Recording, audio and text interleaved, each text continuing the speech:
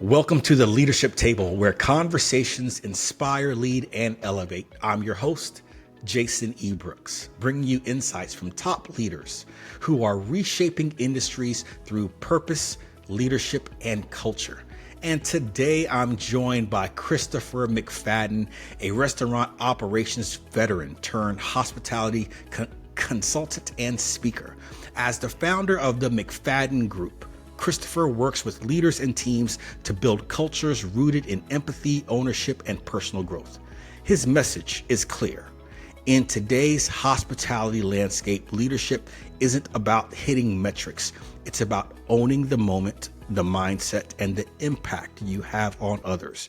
But before we dive in, don't forget to subscribe and share this episode with someone building culture in our industry. Now, Christopher, thank you so much. We met in person for the very first time at Bar and Restaurant Expo in Las Vegas. I think that we talked via online a few times, but thank you for joining me on the show. What an amazing invitation to have, Jason. Thank you very much. Bar and Restaurant Expo introduction. It was a neat moment for both of us because we knew each other and then got to know each other, which was great. So it's, this is an amazing opportunity. So thank you again for everything. Well, thank you for coming to the table. Now, you've walked the walk from VP of operations to building your own consulting group. What inspired you to start the McFadden Group, and what have you learned about leadership since making that leap? You know, I think a big thing for me was 25 years in restaurants. I love this industry. I love this business. I love the nature of taking care of people. And COVID was a tricky moment for all of us. But I think a big thing that really shifted as I was still in the business and we were now reopening our doors, if you will, with half capacity and just actually a little bit less for what we could fit. And it was this moment of, if we're going to do this again, how are we going to do it? We've seen what the corporate model looks like for COVID. And again, none of us knew what to do. And we went up a little bit more with some more steam on it. But our number one thing, I was a partner and general manager and director of an Italian restaurant just outside Vancouver. And the tone we shifted with was, let's put the guests after our staff. Because if we don't have our staff walking in the door feeling safe and sound, then it doesn't make any sense for pushing more guests in the door that are compromising the health and safety of our team.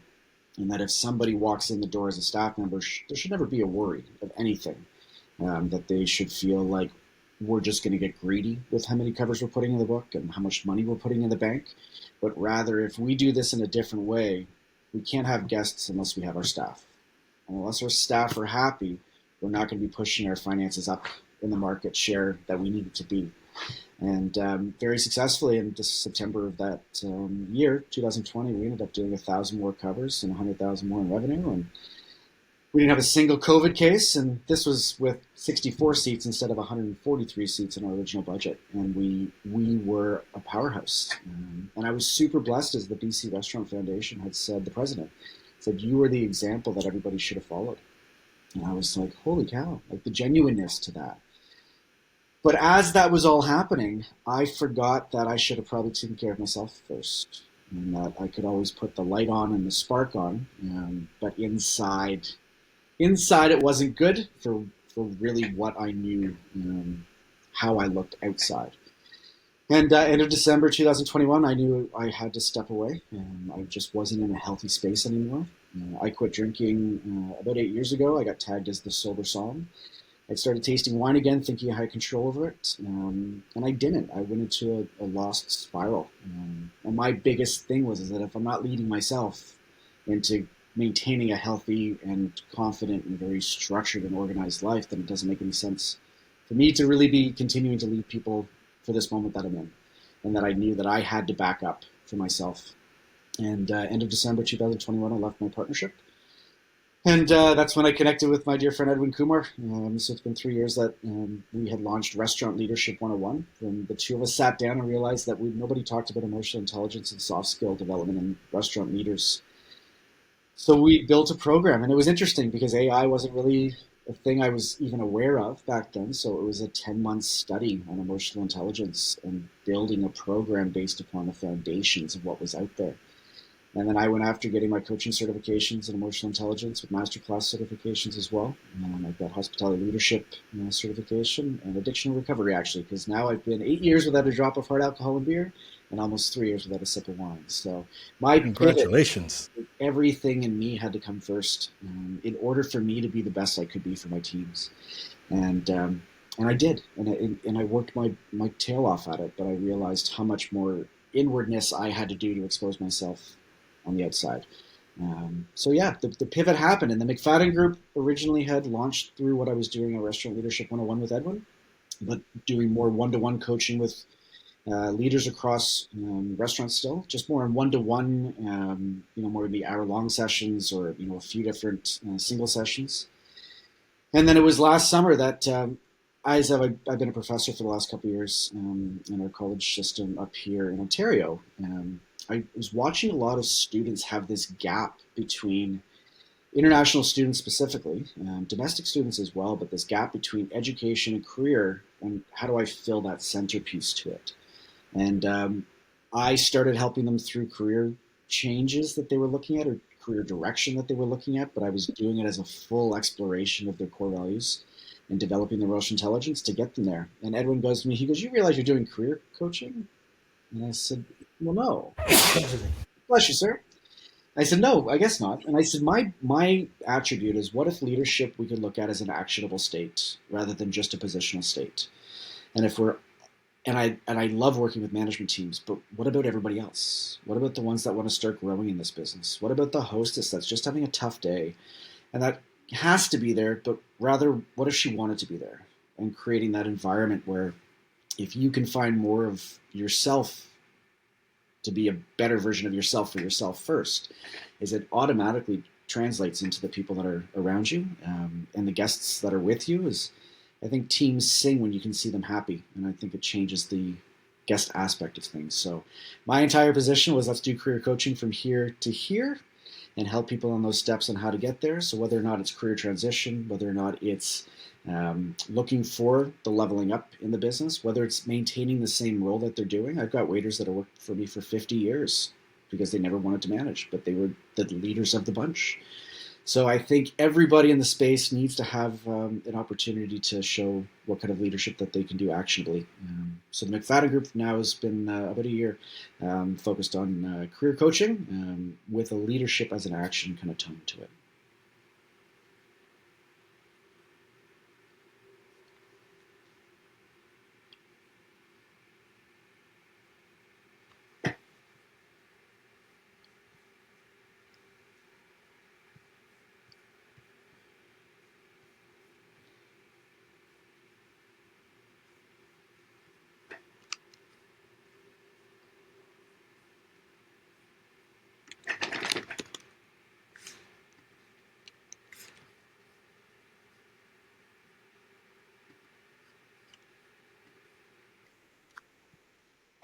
My mic was actually off. So, It was off, and I wasn't sure if I nope, wasn't sure if it was a thing to say or not, because I was like, maybe this nope. is yeah. We can cut that part out. I'll Okay. bring it back. Now, there is definitely quite a bit for our listeners to unpack in that, and every single piece of that was all golden nuggets.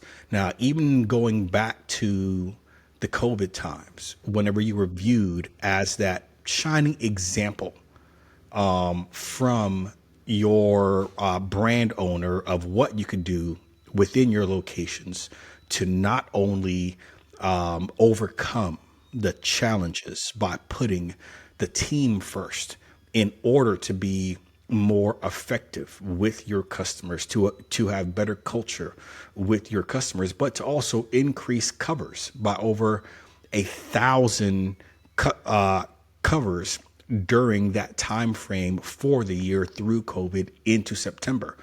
Now, a lot of that though does cause burnout. A lot of that does cause stress.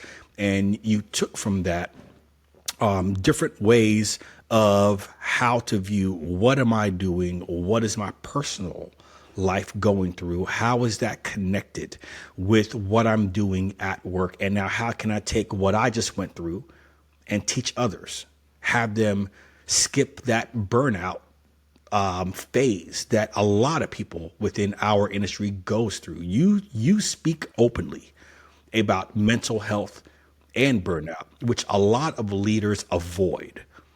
Why is this a crucial conversation in hospitality right now? I think my biggest shift was not so much of the what, but the why. Why? What's our why and our what? What is it that makes us do what we do? But why? Why does it make us do that? And I think I just I'm an advocate for transparency, and I think transparency is the one thing that really empowers individuals on your team. It empowers teams. Is that it shifts the tone when you're fully trusting of an individual that works with you. I don't like saying for you, yeah, but with you. And I think when you build that trust, it allows that empowerment. But when you have to trust yourself, and knowing what you're doing is in the best light of yourself, because if you're at the top of the pedestal, even if you're at the starting point of your leadership positionally as a role in management roles, gosh, you really got to be good at what you do based upon what you love to do, because you understand exactly why you want to do it. And this isn't about putting you in a spotlight to say, well, I'm the manager of this room. This is, well, no, that's the action of what we're doing. And I think the mental health conversation is so powerful in our entire culture today. But it's the little things that we do with it. It's the simple thing when a staff member walks in the door and it was, how are you? I would say to my team, if you're not having a good day, send me a note. I don't need to know why. Just if today's not your day, take it. We can figure out the section. If I have to take a section for a night, I'll take a section for a night. But the best thing that can be done is where you're at in wanting to come here because you feel like you're in a good place. I was having a conversation with a client yesterday, and I said, how are you with your emotions when it comes to heading into work? And it was interesting because she said, well, I'm really good at, not having outside influences affect me, when I come into the workplace. And I said, what's funny is that I used to catch people off guard in interviews, where first I would catch them off guard by flipping their resume over and pushing it to the side. And they'd go, oh, do you not want to talk about my resume? Like, that's what got you here. I know you can do the job. What'd you have for breakfast this morning? Do you have any pets? What do your parents do for a living? What was your schooling like? How did you like going to this college? And they were like, I didn't expect an interview to be like this. I said, the first thing that's the most important part to this is, are we right for you? And she goes, but shouldn't me be right for you? And I said, we'll get there. If this doesn't seem like the right fit for you, no grudges, I understand. But this is how I like to do things, is that let's just have a conversation. Taking care of people is the starting point of having and building relationships. Selling is relationships. It's easy to sell when you're not selling. It's easy to sell when you've created a trustworthiness with your guests and with your team to feel fully protected and taken care of. And then I said at the end of the interview, and that sales pitch that and I'm sure I know I've done it, and you've probably done it too, is that last sentiment of trying to get the job is just to let you know I don't bring my outside problems in. And I replied back and I said, sure you do. And they went, what? And I was like, of course you do. You're a human being. There's absolutely everything right about that. But the Mm-hmm. difference is how you are able to manage those, to be able to provide the service that we'd like to for our guests, and the level that we'd like to be at. But if I don't recognize that when you walk in the door and just expect you to do the grind, well, then I haven't done my job as the leader at the top of the tier with my team by recognizing what's going on with my team. And that if I'm not aware of that and paying attention to it, then I've completely deflated what the purpose of what we're doing in hospitality is. Hospitality is the gesture of taking care of somebody. I watched something the other day where it was a documentary, and somebody said, thanks for your hospitality. And it was great because I was watching, I was like, and this was a new message that I put on LinkedIn, was that hospitality is a thing that we provide. Service is a thing that we do. Hospitality isn't just food and beverage. It's not just hotels. It's not just accommodations. It's not just tourism. It's the act of looking after people. So if we do better at that, but if myself as the director of the restaurant, as a partner of the restaurant, or a junior manager, senior man, doesn't really matter, or the lead server on the team, it's all about how we salute our team members, knowing that they're taken care of when they walk in the door and that we have interest in them. And I think that changes the complete tone. And that's what allowed for the success with BC Restaurant Foundation's president to say, you're setting the tone. You've done very well through this. Like, great. We were also very lucky too. We had a vaccination center that was attached to us that a dear friend of ours had set up. So if there was any spare vaccines at the end of the day, we got offered them. So my restaurant team in British Columbia, restaurants got put beside first responders. So it went first responders to get vaccines and then restaurant. And my team was the first fully vaccinated um, staff in all of British Columbia. And it was funny enough because I was quality checking tables and actually offering vaccines to guests. Were you administering them yourself, or were you just sitting them Yeah, no, next so door? yeah, yeah. I'm kidding. I'm kidding. I'm kidding. You got a 15-minute break. You go take this, right? Yeah. Take this Yeah, shot and take this shot. Take you this know, shot and no. I All think right. the whole difference of just, we did it. We just, we, and it's not that it was just there. It's now what I'm doing as a coach is, and a consultant is helping teams see past just the role. It's the positions is incredibly important, but if your people aren't built properly for it, or satisfied or happy, right? There's always a struggle in what we're doing in service, because the industry still is growing back, if you will, and especially in different parts of our continent, and where we see it more actively with being border partners here and understanding what we both do in our industry to help, but I think it starts with transparency, and the more honest we are with what's happening in front of us, and that thing that's just in front of us instead of down the road, allows the down the road easier to get to.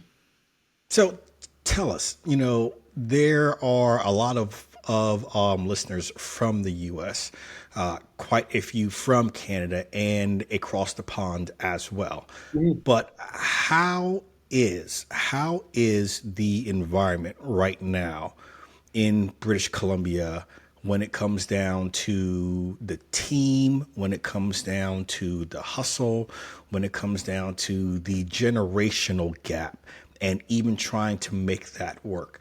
Are you seeing not even what are you seeing, what others are seeing? What are you seeing in your area when it comes down to bridging that generational gap within Canada? What's interesting is that and it's great because I bounce back and forth to BC quite a bit, because I do have clients there.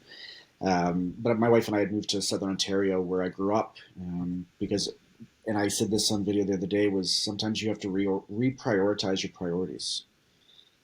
And it was about me being here because of a lot of family illness that came upon my family that I needed to be here for. My wife more accessibly to Prince Edward Island, and it's interesting, especially bringing up the British Columbia point, is being removed from it as a citizen, but still being involved with it as a consultant. It's neat to now see it outside of the province because it doesn't become as personal anymore.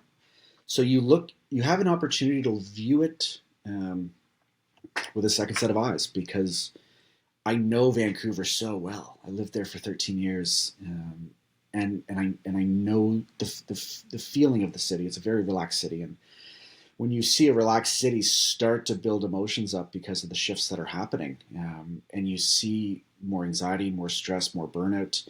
Um, Drinking is still a problem in restaurants, right? Whether or not we want to talk about it as heavily as we used to talk about it. Um, so seeing it, I think now there's more of the hardest part was people just trying to convince themselves to stay in the business based upon the fact that technology has become super heavy, AI has become incredibly heavy. We've been able to have these advancements in how fast we can make things operate, but we're still in the people component of the industry. We're still this person to person, and that's still a requirement of what we do. And I think people feel safer today, because of the shifts that have happening, but more so is that we're still growing and learning because if something happened again tomorrow in our world, are we prepared for going in and stick handling it again, right? Or do we remember exactly what we did? Um, and now seeing it in Ontario, when I moved back here in 2022, was now seeing downtown Toronto, which is much bigger than Vancouver, and seeing what COVID repair looked like in now a city that's got 3 times the amount of citizens, and trying to pay attention to that as I understood how it was there at the time. And I think our growth is coming along, and I think there's more opportunities for people to trust how businesses and how management teams and how directorship teams and ownership teams are taking care of their teams directly.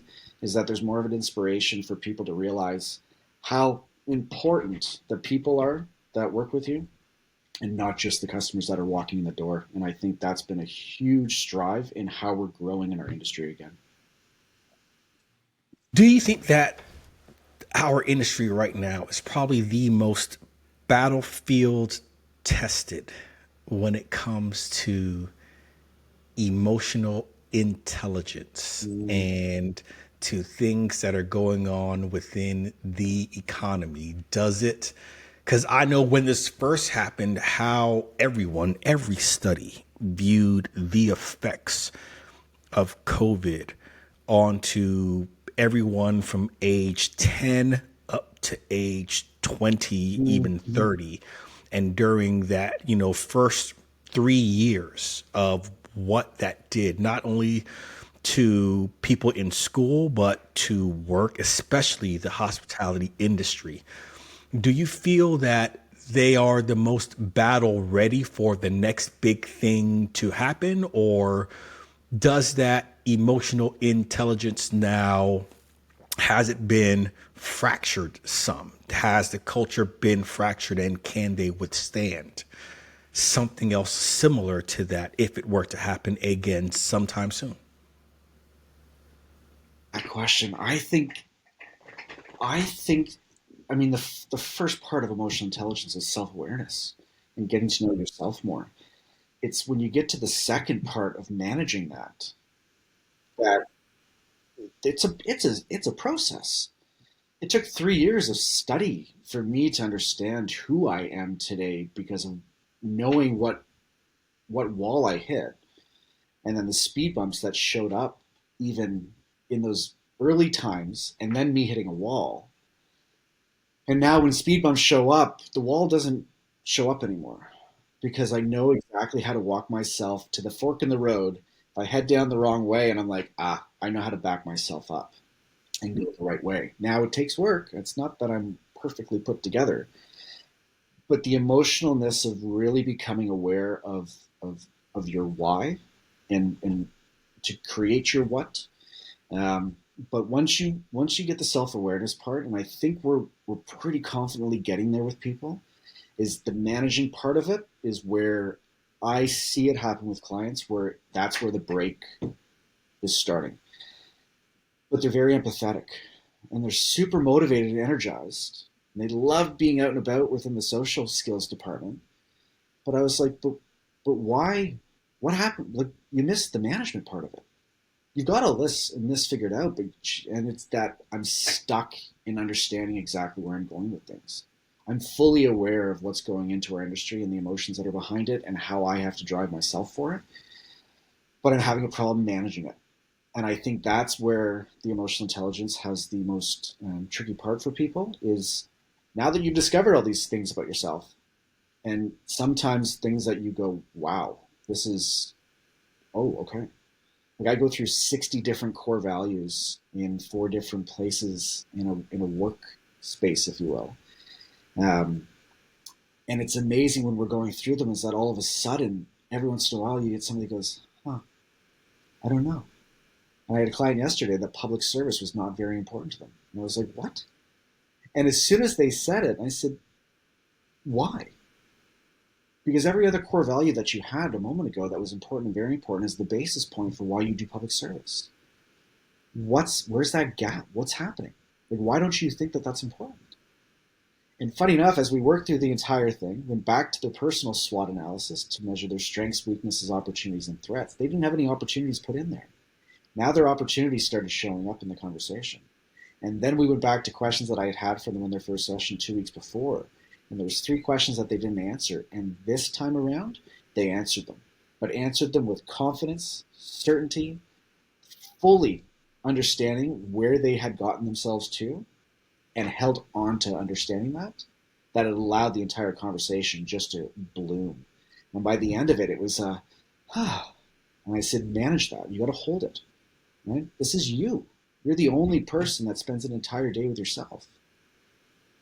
So own it. And when you're having a tricky part of the day, figure out how you're going to best manage that for yourself.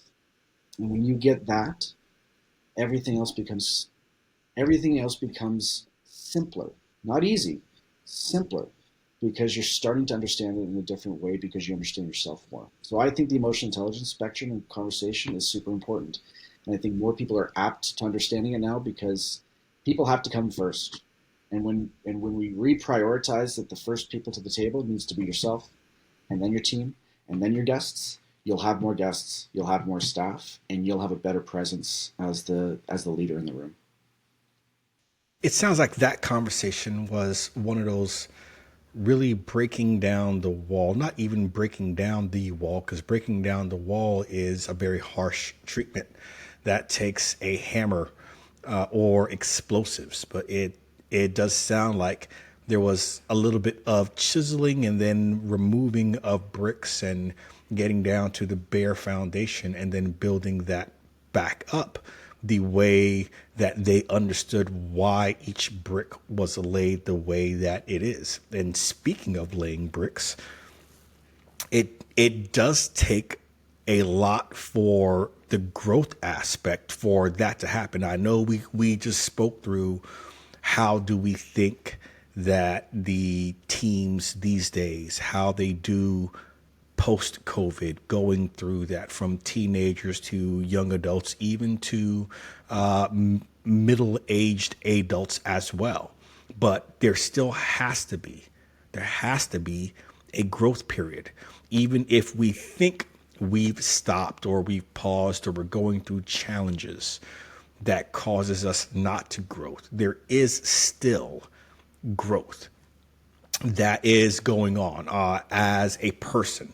So what are your thoughts on how people grow from here internally, not just with their business, not just to make their business more healthy? How do they grow themselves?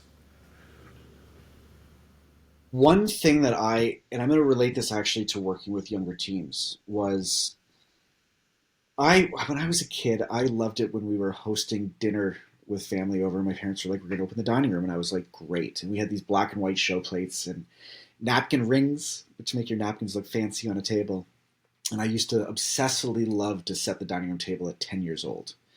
And I never paid attention to that being so vivid in why the intention of making something perfect in a visual component was why I drove restaurants the way I did. But I also came from restaurants where you line tables up with a string, every glass and piece of cutlery couldn't be a quarter of an inch off. But now getting to see the younger generations coming into the business, a lot more openness in voices, a lot more being heard or hoping to be heard, is it's that old guard leadership and young guard that are coming in, and that it's about bringing your son 45 yesterday. And it's about bringing myself down to a younger generation to understand how they're thinking compared to how I was just, yes, boss. Sure, that's what the boss says, that's what you do. So I started paying attention to the visual component that everybody's on their phones. People are so visually heavy now. And I thought, what if I was to start showing them examples of how table settings needed to be based upon setting one flawlessly and one just a little off, and then presenting the same dishes of food to them, served to them perfectly on the perfect table, and just a little off on the other one, just to see how an 18-year-old was going to understand why that was so important. And when I started paying attention to that, I started realizing how much more visual I think the world has become and what it's trying to see and hopefully have I think the connection point is everything, right? If you've got a yesterday and a today, well, it's those two things that are going to help your tomorrow. And the visual component has been a big thing that I learned that younger generations needed to have in order to succeed. And that alone inspired me to now doing things in different ways of how I manage myself through a day, how I make notes around my house on little post-it notes, right? Just to do little reminders for myself. Because it's the visual component that I had learned that the younger generation was doing really well in their development. And I thought, you know what, maybe I can continue my own development um, by shifting a little bit of my dailiness in order to continue my own growth. I'll tell you what, they've not only mastered the visual aspect because they're always looking at the finer details when it comes down to short form content and long form content. But another thing that they've done well is that they have really grown to giving automatic feedback. Yes, it's digital, and they still have growth to do when it comes down to person feedback being given. But if you think about, I just did a keynote in Dayton, Ohio yesterday. Oh, cool. And one of the things that we talked about was how we look at Gen Z and how Gen Z is so accustomed to telling people how they feel or ranking how inexperience was automatically. If you think about Facebook, a like, a love, a support, you think about LinkedIn. If you think about Twitter, X, Instagram, it doesn't matter. TikTok, likes, everything, music, Netflix, you name it. If you think about how much feedback they give more feedback in this generation right now, all the way down to alpha and beta. They give so much more feedback than any other generation has given, except they do it digitally. And then we talked about now, we then bring in these people, these amazing people into our businesses. And how much opportunity do you give them to give you feedback about the business, about the Wow. shift, I about what works well, love this. about what does not? And everyone got quiet like, wow, I actually don't. And I said, think about this. Think about if we gave them the space and the opportunity to give feedback, not feedback that changes your whole brand, all the blood, sweat, and tears that you put into how you do business, but just feedback on what's going well. Do you realize how much more growth, how much more opportunity and insight that we can have, and then how much more we will connect with them for them to truly be a part of our business. So I definitely feel everything you slung right there. So a few more questions. Now, If I you've may, been sharing. if I may for one second, I love what you Yes, just said. yes. I love it. And I used to have, I created a front of house manual that was just every role that was in the front of house, the responsibilities, what an open to a close theoretically looked like in that position. And it was funny because for servers, I had put their yes is your role, but not limited to, so that they understood that you still had to answer the door or seat guests. And no, no, no, I'm a server. I don't do that. We got rid of that. But the difference was when we bring somebody onto our team, we know what the role is that we're looking for to be filled. However, I had a 17-year-old girl, best interview ever, when she walked in the door just shy of turning 16. And by 17, I made her my lead hostess. And she goes, "Oh." And I said, "Run the door. You know what we do, but now let's keep growing it." And she goes, "You're the one that runs the restaurant." I said, "But I'm not running the door." Hey, Expo, right? Expo was our front of house position. And I said, what do we need to do to grow this through now that we're doing takeout and delivery and now guests are back in the restaurant? How are we going to make this stronger so that the flow doesn't get interrupted? And it was like, well, but you're the GM. And I was like, but you're the expo. I know what we should be doing, but if I just bring you things versus you having the opportunity to bring me things, the idea of growth doesn't exist anymore because now you're just listening to autocraticness, which I believe needs to exist based upon me running financials. You don't need to know that. However, when it comes to the servant side of the leadership, the difference in having somebody go, you know what? I bet you we could save a bit of time and provide a better guest experience and an easier team atmosphere if we were to do it this way. Great, let's give it a shot. And I think opening that door for your team to have the opportunity to think on their own with what they're doing allows for the growth aspect of things to scale quite quickly. As it can't just be led from the top down, right? Bottom up is a great way to at least open up that door of conversation to go, how do you feel about this? And it catches them off guard. They're like, I didn't expect to get asked that. Well, you've been working here for a while, or you just joined here after 6 months. How do you feel? Like, what are we doing, right? But the shift of making people think out their positions so that they can grow, it's great, especially with the younger generation wanting to have that feedback and conversation. And hey, can you just hear me out for a minute? Sure, not a problem, right? Is that it changes everything and it just makes a smoother service because you have one goal at the end of the day, and that's taking care of your guests. That's what we're doing as a business. But when the team knows that they're taking care of each other, the guest relationships bloom. It shifts the whole human connection in every direction. Indeed. Absolutely. Now, you've been sharing your message more from stages across the industry. What has that experience taught you about leadership, how to communicate, and even yourself? We've become so digital that Zoom and the world of Teams has become has allowed for us to grow. But the moment of shaking somebody's hand and saying hello in person is everything to me. I love my extrovertedness. My wife is super introverted. We were at church when we first moved back to Burlington, and the pastor's like, shake somebody's hand. And Joe's like, do it, go for a walk. And I was like, yes, right? And all of a sudden I'm touring the church to say, hey, Chris McFadden at the back of the city, kind of a moment. Um, I, I, I really want us just to understand how important people are to what we do, but very much so as just a human being. Is that I like to go out and enjoy evenings out. I like to go out for lunch. I like to go out like we all do, right? But being on the service component of it, in the actual industry of it, and now helping larger amounts of teams, and now having this message to an audience that I've never met before. It's the same. It's the same conversation.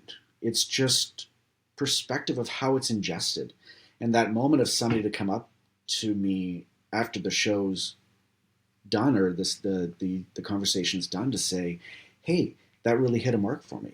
Like, thanks for mentioning it. I just appreciate that.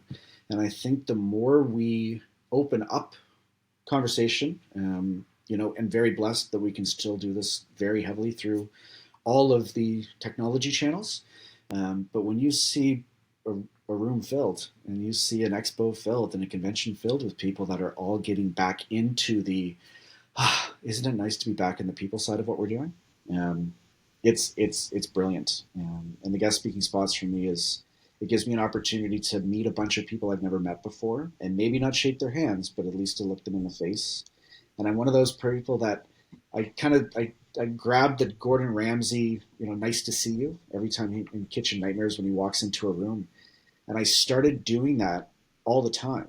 And people go, have we met? I'm like, no, but we've just started the conversation. And they go, oh, okay. I'm like, hey, nice to see you. They're like, we've never met before. I'm like, I know, but now, right? And I would do that in the restaurant. Now that I'm doing that when I'm at conventions and expos to say, hey, nice to see you. People are like, what? Doesn't matter, right? It's different than nice to meet you, right? Is that it shifts your mindset for a second because all I did was make you think, have we met before? You look familiar. No, right? But I just wanted to kind of catch you off guard with a different introduction. That shapes the energy for that conversation to move forward in ways that people cannot imagine. I love that, and I'm going to have to use that as well. Absolutely, sir. Now, I have two questions that I ask every single guest at the leadership table. Now, if you could sit at a leadership table with three others, alive or from history, who would you choose and why? You know what's interesting is I was thinking about this as I began my day today, and I think I taught restaurant leadership at Centennial College a few semesters ago, and that was a question for our students was, who's your leader that you would want to sit at a table with? And for me, I love watching the hierarchy of these celebrities that exist out in the world, or those very powerful people that um, made these fantastic discoveries and decisions and growth aspects for all of us to be able to get where we are today. But I think a big difference for me is we've gone through a big shift of what's happened in our education system up here in Canada. Professor jobs, academic roles, admin roles are all being lost within our country because of our international student shift. And I'm going to actually put my program directors and deans on my list of leadership teams that I would actually like to sit down and be at that table to understand what they actually went through when this announcement got made. I know what it felt like as a professor, but the associate dean, the deans, the program coordinators, the program directors, um, if I could sit down with my team from Fanshawe, Toronto, and Centennial College, all in the same room, to say, what did this shift look like as the top of the food chain in these schools to be able to hopefully keep the hospitality and tourism programs alive? How pivots were going to happen. So my shout outs go out to my wheelhouse of Damien Holborn, Michelle Kane, Kristen Strani from Centennial College, and Nora Cordero, and our Dean Tanya from Fanshawe, Toronto.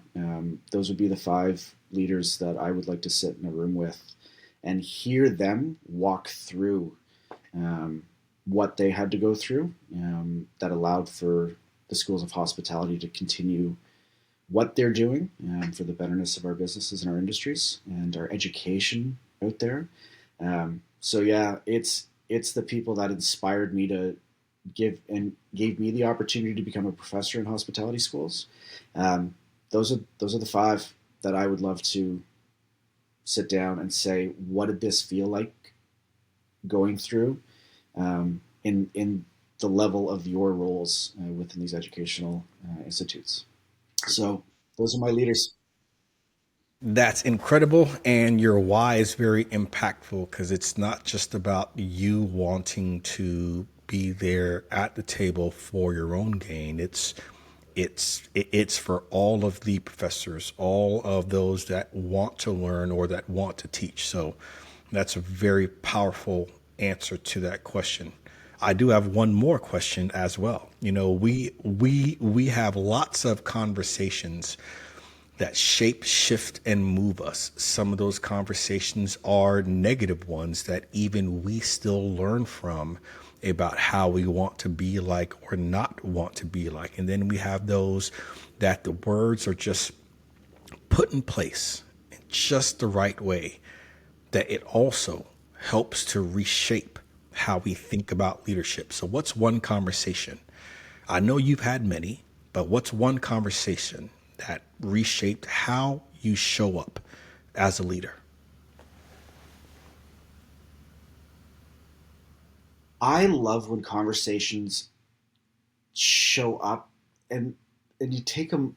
It's the ingesting what is being said instead of the hamster in your mind just running and going, oh, I got an answer for that. It's the pause. And it was interesting. And I had this conversation with somebody yesterday.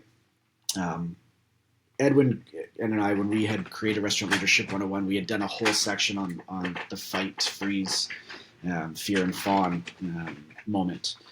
And one day, I mean, we had been teaching it, and I think I had always lived in fear in just moments and always worst case scenario. I was one of those people that tried to write the last chapter before I started the first chapter. And it was always like, wow, this is probably going to happen, right? And when I had quit drinking, I started becoming quite confident in conversations with people and maybe a little overzealous on the questions that I was asking. And I had said out loud one day to my wife, Joanne, I said, I've realized and learned something recently was that always ask a question. And she goes, what? And I said, I realized that you should always ask a question. Don't sit on something. I said, it'll make me stronger at what I'm doing and how I'm growing in the changes that I'm seeing in my own life. The mistakes that I had made going back to tasting wine and it becoming irresponsible of me. But my one thing that I had said was always ask a question, because there's a 50-50 shot you're going to get the answer that you want. And if you don't get the answer that you want, that means you still have 50% of a chance to reframe it and ask it a different way after you think it out to potentially get the answer that you wanted. And my wife throws this in my face every once in a while. She's like, a wise man once told me. So when I started seeing that more, just more in my years of the last few years since I really brought that up, more so in conversations with people. Mm-hmm. There was a day that I was doing a coaching. I was sitting in one of Edwin's executive coaching things just to watch how he was doing his coaching, and it was a great invitation that he had sent me in. And he brought up in this coaching session with these executives, not restaurant, about the fear and fight model, and I wrote. So he says, "How are you doing with the whole amygdala hijack?" And this is where I actually wrote. I said, I'm noticing now that I'm not fighting as much, is that I'm more freezing. And he wrote back to me and he goes, you can't say that. Like, it's not a thing that you know, right? It's just something that happened. Like it's a hijack that happens to you. And I said, okay. And he goes, so just reframe kind of how you thought that. And a few minutes later I said, I got it. And I said, I'm cognitively aware of the motions that I'm going through. And it's not that all of a sudden I'm like, oh, I'm in freeze mode. It's just I'm paying attention to what I'm doing differently because it happened through my own discovery of what I needed to work on, that these other things started allowing for my leadership to grow because I was able to reframe my thinking by pausing more. And he goes, that's it. He goes, you have no idea how powerful it is to be cognitively aware of what is emotionally becoming a part. You're now cognitively aware of your emotions in a much different light. It changed everything. Is that now it's a reminder to slow down, that tomorrow's going to come, but smaller steps will create a better tomorrow. If I rush things, and I said this again the other day, is that if you go up 6 and fall down 4, that's a jump, and it's a hard hit down. But if you go up 2 and fall down 1, things will be fine. And that if something doesn't happen, it's okay. Don't put so much into that thought as, all right, let's maybe ask a question again to see if we can get the answer that we want. Or maybe we can actually realize that we should just turn the page and start a different direction. And absolutely, it was a moment with Edwin that I had thought more things out there to become more cognitively aware of my emotions. And that's what's allowed my leadership bloom, was that conversation and the conversation with my wife every once in a while where she goes, always ask a question, right? You'll get more out of knowing what you need to learn based upon asking the things that you need to learn and not sitting on them and then just bearing it down. Well, you are very lucky to have Edwin as a business partner to help in your growth personally and with your business, and then your wife as well to help you on both sides. Now, before we wrap up, this conversation has been amazing. Where can listeners connect with you and learn more about the work you're doing through the McFadden Group? Oh, that's great. So my website is tmg-hospitality.ca. My email address is christopher@tmg-hospitality.com. You can find me on LinkedIn, Christopher McFadden. I'm more active with my Christopher McFadden account, and then tie my McFadden Group account into that because I like the personalness coming from me rather than just the mentality coming from my company. And on Facebook, Instagram, so the McFadden Group on Facebook, and TMG, the McFadden Group, on Instagram as well. Well, Christopher, thank you for sharing your story, your lessons, and your leadership with us. To everyone tuning in, if you found this episode valuable, be sure to subscribe, leave a review, and share it with someone leading people first change in hospitality. And visit, of course, jasonebrooks.com for more insights, tools, and resources to grow your leadership. Until next time, keep showing up, stay grounded in empathy, and remember, manage, lead, coach, repeat. Christopher, thank you so much. Mr. Brooks, thank you for your time. I appreciate this, sir, very much so.